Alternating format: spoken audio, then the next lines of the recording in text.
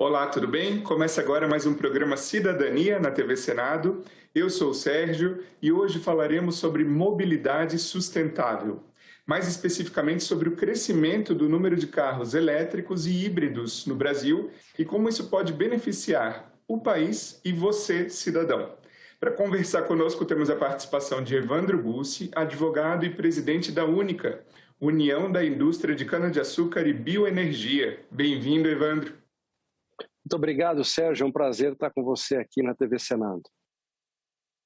Evandro, para a gente começar então, explica para quem está nos assistindo a respeito desse conceito de mobilidade sustentável. Ele se limita a carros elétricos, híbridos, ou é um conceito que vai além disso?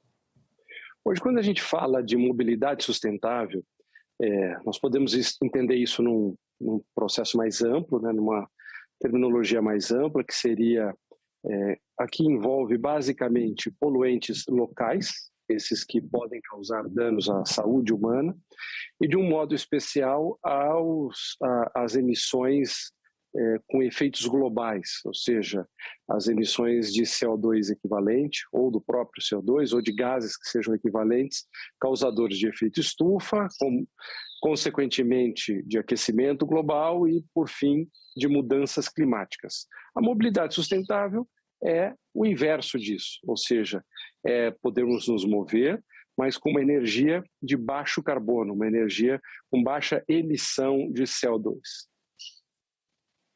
E diante disso que você acabou de falar, né, eu imagino que não só essa questão de afetar menos, né, a camada de estufa, criar menos questão de aquecimento global, até retroagir, né, nesse sentido, mas eu imagino que tenha mais benefícios e o nosso público gostaria de saber que benefícios, inclusive para a saúde das pessoas, né, os carros estarem rodando com menos emissão de poluentes.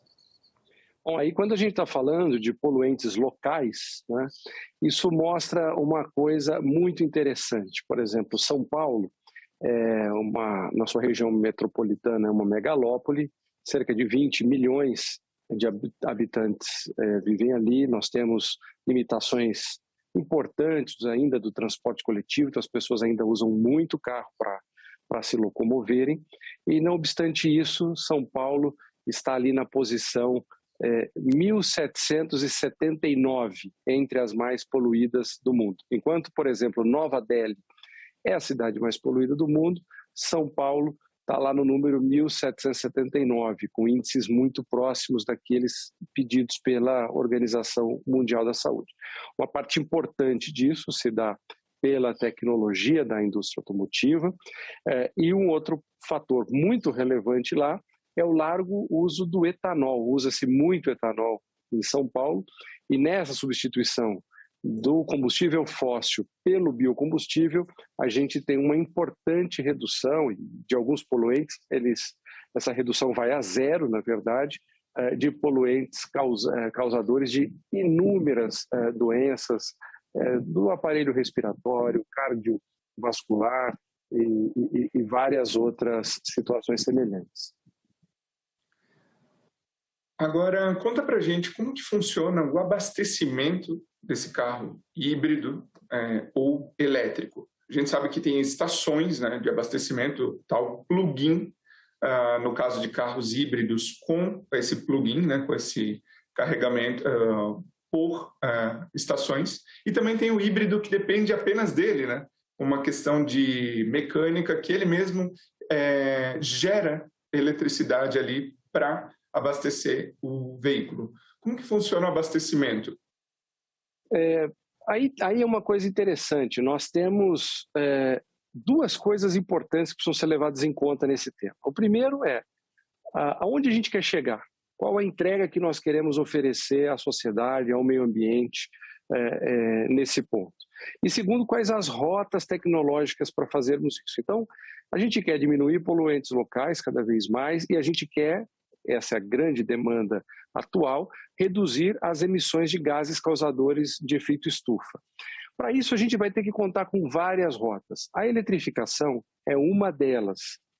Interessante dizer, por exemplo, quando a gente pensa aqui em gases causadores de efeito estufa, que nós temos hoje no Brasil, já com o etanol, os carros, independente de eletrificação, o carro hoje 100% movido a etanol tem índices ou semelhantes ou até melhores em termos de emissão do que o mais eficiente veículo europeu exclusivamente elétrico. Então não existe uma relação direta entre eletrificação e descarbonização. Te dou um exemplo. Imaginemos um país, a Índia, por exemplo, ou outro qualquer, em que você tem uma fonte de geração de energia elétrica baseada, por exemplo, em carvão, que é altamente emissor de gás causador de efeito estufa. Você eletrificar a frota não significa reduzir emissões de CO2 equivalente, porque você, de fato, o carro elétrico não vai ter o escapamento, não vai ter uma emissão ali, mas você vai ter uma fortíssima emissão na geração da energia elétrica lá atrás, e essa precisa ser contada, ela precisa ser contabilizada, não dá para ser esquecida, não dá para simplesmente ter um deslocamento da emissão, porque, de novo, o problema é global, o aquecimento é global, as mudanças climáticas são um fenômeno global que precisa ser assim compreendido. Então, como que a gente olha isso? Depende da geografia, depende da entrega.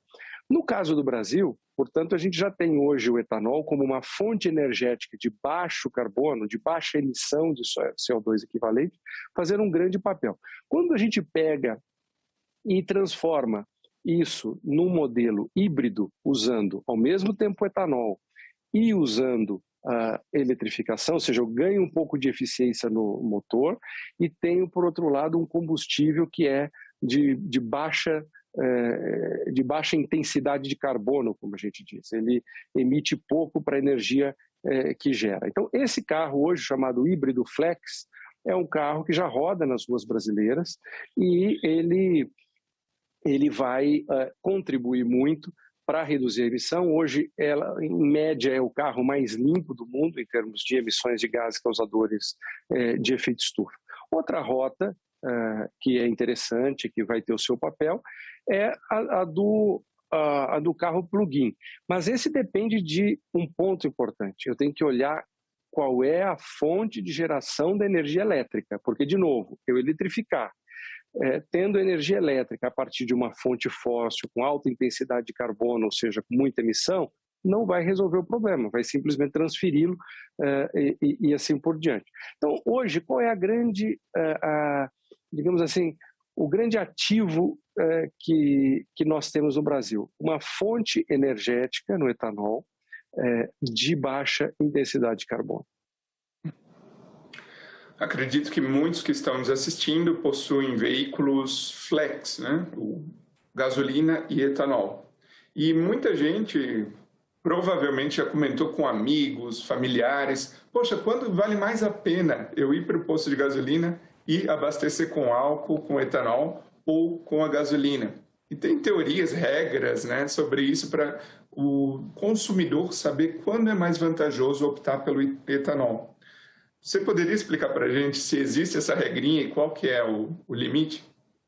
Aí depende o que o consumidor quer. Se ele estiver pensando num aspecto estritamente econômico, ou seja, mais dinheiro ou menos dinheiro no bolso dele, que é um critério válido, um critério importante, e para muitas pessoas vai ser inclusive um critério determinante. Eu acho que a gente tem que respeitar isso, ou seja, as condições socioeconômicas das pessoas, elas são um fator relevante para a vida real, para a vida concreta.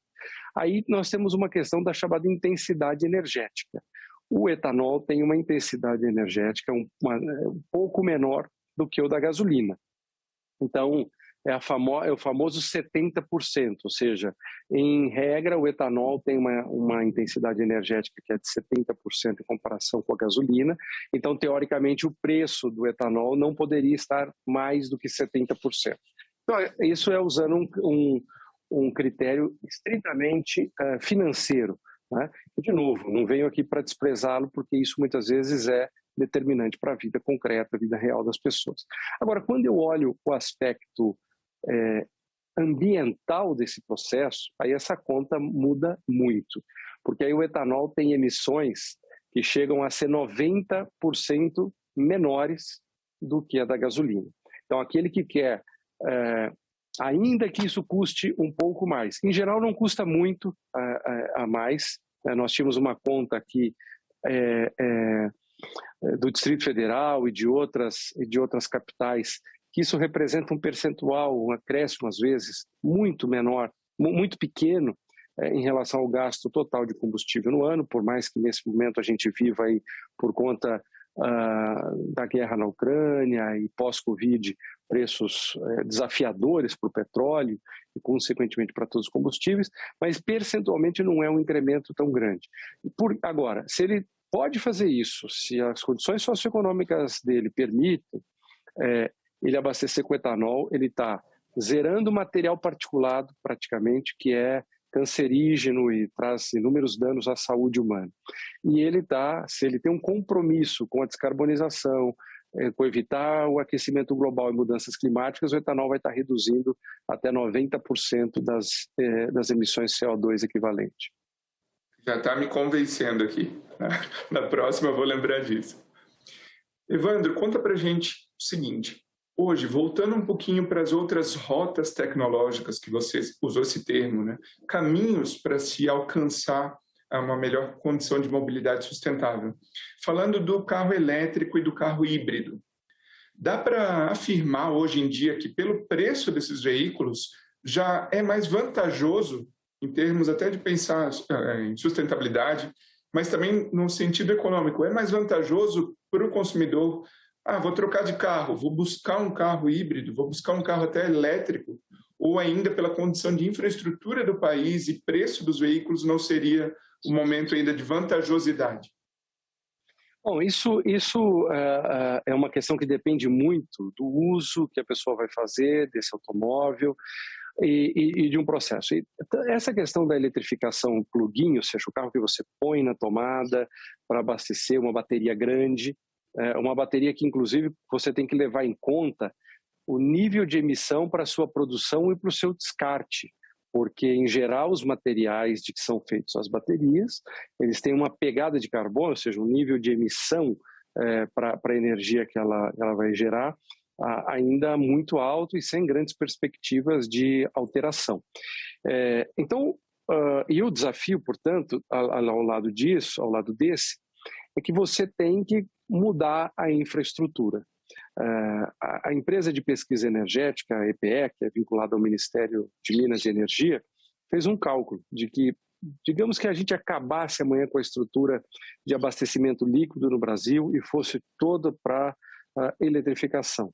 Nós estaríamos falando entre 220 e 300 bilhões de dólares, ou seja, algo cerca de, estamos falando de aí 1,5 trilhão de reais. Pensando, o Brasil fez um esforço monumental para economizar cerca de 900 bilhões com a reforma da Previdência, e aí nós teríamos que gastar 1 trilhão, 1,5 trilhão para alterarmos a nossa forma de gerar energia para os veículos. Porque o combustível não é nada mais, nada menos que uma fonte de geração de energia, você substituiria pela tomada. Então, o que a gente tem visto crescer muito no Brasil é o veículo híbrido flex. O que é o veículo híbrido flex?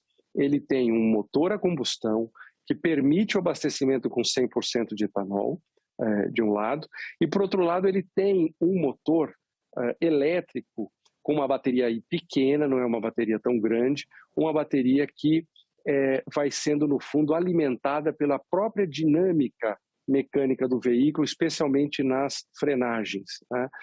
E alguma retenção do motor. Então, esse veículo tem um rendimento de combustível muito maior. Eu que acabo usando, acho que todos nós usamos táxi, Uber e assim por diante, e quem tem esse carro diz, olha, é uma economia já importante, porque ele passa a ter um rendimento muito melhor. É um carro que tem preços compatíveis com os preços de mercado hoje, na mesma categoria, e tem atendido. Tanto que quando você olha lá, os carros elétricos ou eletrificados cresceram muito no Brasil, cerca de 90% desses carros ditos elétricos, você está se referindo ao fim e ao cabo, desse veículo híbrido flex, desses veículos híbridos flex, né? Então, essa é uma grande tendência. Tem, aí sim, no segmento mais premium, o veículo completamente elétrico, que vai ter a sua parcela de participação no mercado, mas ainda hoje são veículos caros, tem uma demanda por infraestrutura importante, uma infraestrutura que vem avançando, mas que ainda não tem nem comparação com a estrutura de abastecimento líquido. Agora, Sérgio, uma coisa fantástica que deve acontecer nos próximos anos é a gente equacionar esse processo no que a gente tem chamado de célula combustível movida a etanol. O que é isso?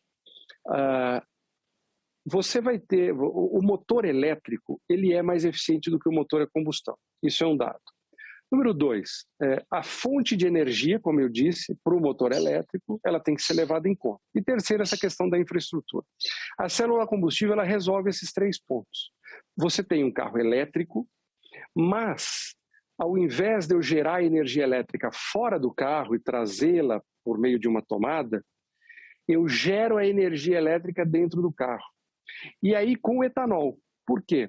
Eu tenho, por exemplo, no etanol 6 átomos de hidrogênio para cada molécula de etanol, e ao invés de queimar o etanol como eu faço hoje no motor a combustão, eu vou capturar o hidrogênio que está presente ali naquela molécula de etanol. Com esse hidrogênio eu vou gerar energia elétrica, e essa energia elétrica vai mover um motor elétrico. E aqui tem uma coisa importante, um carro elétrico é um carro cujo motor que vai mover as rodas seja elétrico. Não necessariamente precisa ser um carro com uma grande bateria, não necessariamente precisa ser um carro alimentado pela tomada. São esses conceitos que, no fundo, a gente vai desmistificando. São coisas diferentes e, com o tempo, nós vamos ter que encontrar várias rotas. Vai ter o espaço para o carro plug-in, vai ter o espaço para o veículo híbrido alimentado com etanol, que é energia de baixo carbono, vai ter o carro elétrico cuja bateria, ao invés de ser sólida e carregada na tomada, vai ser uma bateria líquida, chamada etanol, rica, portanto, em hidrogênio. E tem uma previsão para essa tecnologia que você comentou agora, por último, essa que atende os diversos pontos de forma mais otimizada? Olha, tem uma intensa pesquisa e desenvolvimento em andamento, com muito investimento sendo empregado nela, porque, de novo, a gente ganha eficiência do motor elétrico de um lado e, por outro lado, não tem que lidar com os issues, aí, com os problemas de infraestrutura ou de fonte de energia. A gente falou aqui em fontes de energia. O consumidor, o nosso telespectador, pode estar assistindo e pensando, legal, o carro elétrico ele vai ser mais sustentável, mas, como você disse, tem a outra ponta, né? Para gerar a energia desse carro elétrico, a gente tem que recorrer a outras fontes. Então, por exemplo, em 2021, segundo o noticiário aqui do país, a gente viveu uma crise hídrica, a maior crise hídrica das últimas décadas, né? Que gerou aí uma crise, consequentemente, energética. E quando a gente fala disso, qual que é o impacto, né, visando a melhoria dos índices de sustentabilidade com o carro elétrico, sendo que eu estou na outra ponta tendo uma crise hídrica e energética? Aí que está, a sua pergunta é super inteligente, Sérgio, porque, de fato, a gente tem que olhar essas duas pontas. A eletrificação é um processo virtuoso, porque ela, de novo, traz eficiência, o motor elétrico é mais eficiente, mas eu tenho que olhar lá a energia. E essa é uma grande pergunta. Se eu vou ter eletrificação, eu vou ter uma maior demanda por energia elétrica. E aí, assim, como é que esse incremento, como é que esse crescimento da oferta de energia elétrica vai funcionar? Ela vai ser tão limpa quanto ela é hoje? De fato, nós tivemos aí uma crise hídrica grave, a mais grave dos últimos 90 anos. Isso trouxe desafios, nós tivemos que acionar as nossas usinas termoelétricas, que nesse caso são movidas a combustíveis fósseis, e consequentemente a gente vai ter aí uma energia que não é mais tão limpa, né? A fonte brasileira é muito limpa, tem como crescer num caminho limpo, né? Veja aí todo o incremento que a gente tem tido na energia fotovoltaica, todo o incremento que a gente tem tido na energia eólica, todo o incremento que a gente tem tido a partir da energia de bio. Inclusive, nós somos fornecedores de energia elétrica no setor sucroenergético a partir da biomassa. A gente usa o bagaço de cana justamente para fazer energia elétrica.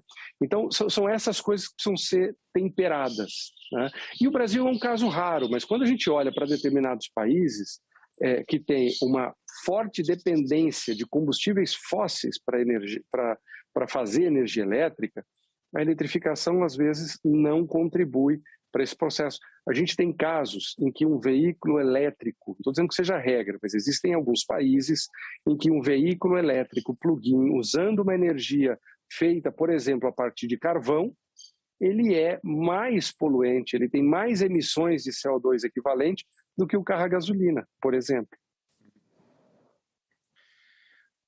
Em março, no último mês de março, foi promulgada pelo Senado Federal a Resolução número 2 de 2022, que cria a Frente Parlamentar Mista para a Eletromobilidade. Então, visando, aprimorar as políticas públicas dessa área da eletromobilidade. Qual que é a sua expectativa com essa criação dessa Frente Parlamentar Mista e as ações do Congresso nesse sentido? Olha, eu sempre sou um suspeito para falar sobre o valor do parlamento, o valor das iniciativas parlamentares, né? E cada vez mais ver o Senado Federal, o Congresso Nacional como um todo, mas de maneira especial o Senado Federal, um altíssimo nível de comprometimento com o desenvolvimento sustentável, não só do Brasil, mas o que o Brasil pode oferecer ao mundo, eu fico cada vez mais esperançoso. Eu que sempre tenho, assim, pessoalmente, até por um pouco da minha experiência de vida, que foi tendo passado pelo Parlamento, pela Câmara dos Deputados, em uma determinada oportunidade, vejo que o melhor lugar sempre para os grandes debates acontecerem sem dúvida, o Congresso Nacional e o Senado Federal, dada a sua dinâmica, dado o seu nível de senioridade que acaba acontecendo, a estabilidade dos mandatos de 8 anos, é sempre uma casa com uma capacidade ímpar de deliberação, de discussão e de proposição nesse processo, né? E o compromisso do presidente Rodrigo Pacheco com essa pauta da sustentabilidade é inegável, ou seja, um compromisso público, concreto. Eu não tenho dúvida que essa frente parlamentar vai contribuir muito com o debate, não só da eletromobilidade, mas da mobilidade sustentável como um todo. Evandro, hoje temos essa ação aí do Senado, da Frente Parlamentar Mista, para promover melhores políticas públicas, né? Mas também a gente vê que há uma infraestrutura e também questões até de interesses de outras áreas da economia, né, a respeito dessas fontes de combustível, de tipos de veículos, né? Na sua visão, quais são os entraves para o Brasil avançar nisso, avançar em políticas públicas? A gente já viu uma boa ação do Congresso, que foi criar essa frente parlamentar para discutir ainda mais questões e soluções. Mas, na sua visão, quais seriam soluções para o Brasil deslanchar nessa área? Eu acho o seguinte: primeiro, a gente perceber o que nós já... Primeiro, perceber aonde a gente quer chegar, né? Onde nós queremos chegar? Nós queremos chegar a uma mobilidade que tenha um nível menor de emissões de CO2. Esse é o ponto número 1. Né? Como é que nós podemos fazer isso? Olha, nós temos várias rotas. Nós temos os biocombustíveis, nós temos a possibilidade de combinar biocombustível com eletrificação. Nós vamos ter, para determinadas situações, como a melhor solução, os veículos plug-in. E em outras situações, nós vamos ter daqui a pouco o veículo a hidrogênio e uma parte desse hidrogênio vindo da célula combustível a que me referi. Quando a gente descobre onde a gente quer chegar, a gente consegue identificar melhor para onde, qual caminho a gente deve tomar. Tem um ditado popular assim do caipira, eu que sou um caipira de origem, diz assim: para quem não sabe para onde vai, qualquer ônibus serve, né? Pelo contrário, quando a gente sabe para onde a gente vai, só o ônibus serve, só o ônibus correto serve para atingir aquele objetivo. Então, fixando bem o objetivo é o primeiro ponto. E segundo, depois que a gente fixa isso, criar normas que não beneficiem o sujeito A, o B ou o C de uma maneira indiscriminada, de uma maneira sem critérios racionais econômicos, políticos e sociais. Sabendo aonde a gente quer chegar, nós vamos valorizar de uma maneira adequada cada uma das soluções, cada uma das rotas que podem ser propostas e deixar o mercado fazer, ao final do dia, esse processo e essa operação, um regime de liberdade econômica democrática, eu poderia chamar assim. Acho que esse é o desenho e é isso que a gente tem visto e confiado no Senado Federal, na Câmara dos Deputados, defendendo aí diuturnamente os interesses nacionais. Muito bem. Muito obrigado, Evandro Gussi, pela participação aqui no Cidadania e meu muito obrigado a você que nos prestigia com a sua audiência. Esse programa já está disponível no site do Senado Federal e também no nosso canal no YouTube. Aproveita e se inscreve lá. Se você tiver alguma dúvida, alguma sugestão, pode entrar em contato com a ouvidoria do Senado Federal e a gente se vê na próxima. Um abraço.